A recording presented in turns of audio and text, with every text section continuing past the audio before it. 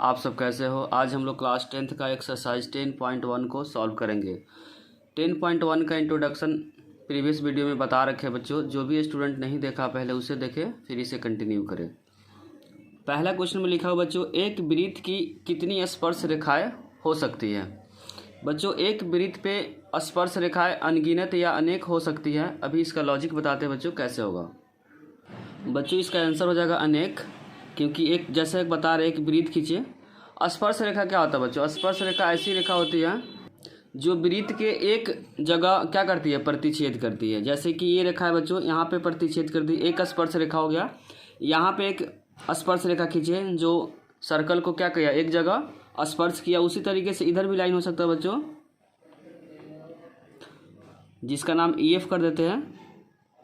इसी तरीके से बच्चों इधर होगा, इधर हो सकता है, इधर हो सकता है, बहुत सारे पॉसिबल। बस ध्यान रखें बच्चों कि एक जगह क्या करेगा, प्रतिच्छेद करेगा। तो कभी भी पेपर में पूछेगा बच्चों कि एक वृत्त की कितनी स्पर्श रेखाएं हो सकती है, तो हम लोग क्या लिखेंगे, अनेक हो सकती है। इसका लॉजिक यहाँ बताया बच्चों।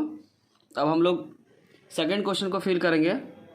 सेकेंड क्वेश्चन में बच्चों लिखा हुआ रिक्त स्थानों की पूर्ति करें। इसमें पहला लिखा हुआ किसी वृत्त की स्पर्श रेखा उसे डैश बिंदुओं पे प्रतिच्छेद करती है।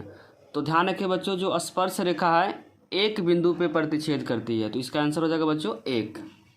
जैसे कि बच्चों फिगर में गिवन है, फिगर हम जस्ट पहले बनाए थे। यहाँ पे जो स्पर्श रेखा है वृत्त को कितने बिंदु पे प्रतिच्छेद करती है, एक। तो आंसर हो जाएगा सेकेंड का, फर्स्ट का बच्चों आंसर हो जाएगा एक। सेकेंड में लिखा हुआ बच्चों, सेकेंड के सेकेंड में वृत्त को दो बिंदुओं पे प्रतिच्छेद करने वाली रेखा को डैश कहते हैं। तो ध्यान रखें बच्चों, जब भी वृत्त के दो बिंदुओं पे कट करती है उसे बोलते हैं जीवा। अभी फिगर में बताते हैं बच्चों जीवा कैसे होगा। जैसे कि बच्चों फिगर में एक वृत्त है, यहाँ पे क्या किया, दो जगह वृत्त को कट किया, एक A पे एक B पे। अगर यहीं वृत्त से बाहर चला जाएगा बच्चों तो उस रेखा को बोलेंगे छेदक रेखा। लेकिन इसमें क्वेश्चन में बोला हुआ किसी वृत्त को कट करती है, तो जब भी वृत्त के दो जगह कट करती है उस रेखा को बच्चों क्या बोलते हैं, जीवा। तो आंसर हो जाएगा जीवा। ध्यान रखें, अगर ये लाइन से बाहर चला जाता, मतलब आगे भी चला जाता, इधर भी चला जाता, उस रेखा को क्या बोलते हैं, छेदक रेखा। लेकिन इसमें सर्किल से आगे नहीं गया, सर्किल के अंदर ही है, इसीलिए इसको बोला गया जीवा। सेकंड के थर्ड पार्ट में बच्चों दिया हुआ एक वृत्त की डैश समानांतर स्पर्श रेखाएं हो सकती है। तो बच्चों दो समानांतर रेखाएं हो सकती है। अभी हम बताते हैं किस तरीके से दो समानांतर रेखाएं होंगी। जैसे कि बच्चों फोटो में इसको एक समानांतर रेखा या एक स्पर्श रेखा होगा। क्या होगा बच्चों, एक स्पर्श रेखा। स्पर्श रेखा क्या होता है, जो वृत्त को एक जगह प्रतिच्छेद करे, जिसका नाम रख देते हैं AB, इसका नाम रख देते हैं CD। दोनों आपस में क्या है, समानांतर है। तो इसका आंसर हो जाएगा बच्चों दो। इसका फिगर इस तरह से बन सकता है, कोई बच्चा अगर इस तरीके से ड्रॉ करेगा उसका भी आंसर क्या आएगा, सही आएगा। इसका नाम EF, उसी तरीके से इधर भी हो सकता है बच्चों MN, कुछ भी ले सकते हैं। पर ध्यान रखें कि दो स्पर्श रेखा समानांतर हो सकती है, दो ही, ओनली दो ही हो सकती है बच्चों। ध्यान रखें, केवल दो ही स्पर्श रेखा आपस में क्या होगी, समांतर होगी। सेकेंड के फोर्थ में बच्चों गिवन है वृत्त तथा उसकी स्पर्श रेखा के उभयनिष्ठ बिंदु को क्या कहते हैं। तो उसको क्या कहते हैं बच्चों, स्पर्श बिंदु कहते हैं। बच्चों इसके बारे में बात करा कि एक स्पर्श रेखा जहाँ वृत्त को कट करती है उस बिंदु को क्या बोलते हैं। तो ध्यान रखिए, उस बिंदु को बोलते हैं स्पर्श बिंदु। क्या बोलते हैं, स्पर्श बिंदु। और रेखा को क्या बोलते हैं, स्पर्श रेखा। क्वेश्चन नंबर थर्ड में बच्चों गिवन है 5 सेंटीमीटर त्रिज्या वाले एक वृत्त के बिंदु P पे स्पर्श रेखा, अंडरलाइन करें बच्चों, स्पर्श रेखा PQ है। क्या है, PQ है। केंद्र O से जाने वाली रेखा एक रेखा से बिंदु Q पे इस प्रकार मिलती है कि OQ इक्वल में 12 सेंटीमीटर। तो PQ की लंबाई ज्ञात करें। बच्चों एक वृत्त है जिसका स्पर्श वृत्त के P पर स्पर्श रेखा PQ, स्पर्श रेखा क्या है बच्चों, PQ है। तो यहाँ से बना लेते हैं PQ। और केंद्र क्या है O, तो यहाँ से बना देते हैं केंद्र O, और यहाँ से क्या कर देते हैं, ज्वाइन कर देते हैं। इसमें गिवन क्या है, OQ कितना बच्चों, 12 सेंटीमीटर।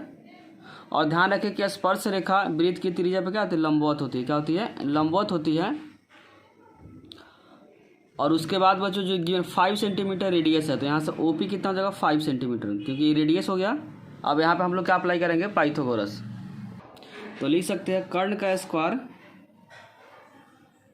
इक्वल में आधार का स्क्वायर प्लस लंब का स्क्वायर। ध्यान रखें बच्चों, जो कर्ण होता है वो 90 डिग्री के सामने होता है, तो 90 डिग्री के सामने क्या है 12, तो यहाँ पे 12 हो जाएगा। आधार हो जाएगा बच्चों यहाँ से पी क्यू, तो इसको लेंगे पी क्यू, और लंब कितना है 5, तो यहाँ पे 5 का स्क्वायर। 12 का स्क्वायर हो जाएगा बच्चों 144, पी क्यू की लेंथ निकालनी है, और 5 का स्क्वायर क्या हो जाएगा 25, प्लस है तो क्या हो जाएगा माइनस, तो 144 माइनस 25 इक्वल में पी क्यू स्क्वायर। जब माइनस करेंगे तो जो रिजल्ट आएगा बच्चों 119 इक्वल में पी क्यू स्क्वायर। जब भी स्क्वायर हटता है बच्चों तो क्या आता है अंडर रूट, तो यहाँ से आ जाएगा पी क्यू इक्वल में रूट अंडर 119 सेंटीमीटर, जो कि ऑप्शन नंबर डी में बच्चों की है, ऑप्शन नंबर डी में। तो थर्ड का जो करेक्ट आंसर हो जाएगा वो डी हो जाएगा।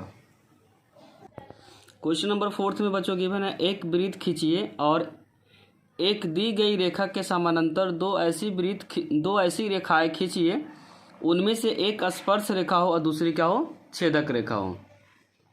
इसमें 3 तरीके का रेखा खींचना बच्चों, एक तो समानांतर रेखा होगा, दूसरा क्या होगा स्पर्श रेखा, और तीसरा क्या होगा छेदक रेखा, और तीनों आपस में क्या होगा समानांतर होगा। एक वृत्त पहले खींच लेते बच्चों, एक समानांतर रेखा खींच लेते हैं, इसी लाइन के अकॉर्डिंग 2 लाइन और खींचेंगे। इसका नाम रख लेते हैं बच्चों ए बी, और इसी के समानांतर क्या खींचेंगे एक स्पर्श रेखा, तो एक स्पर्श रेखा खींचते हैं। बस ध्यान रखिए स्पर्श रेखा सिर्फ एक जगह क्या होना चाहिए प्रतिच्छेद होना चाहिए। इसका नाम रख लेते हैं बच्चों सी डी, और तीसरा क्या छेदक रेखा, तो छेदक रेखा क्या होना सर्कल को कट करते हुए चली जाती है।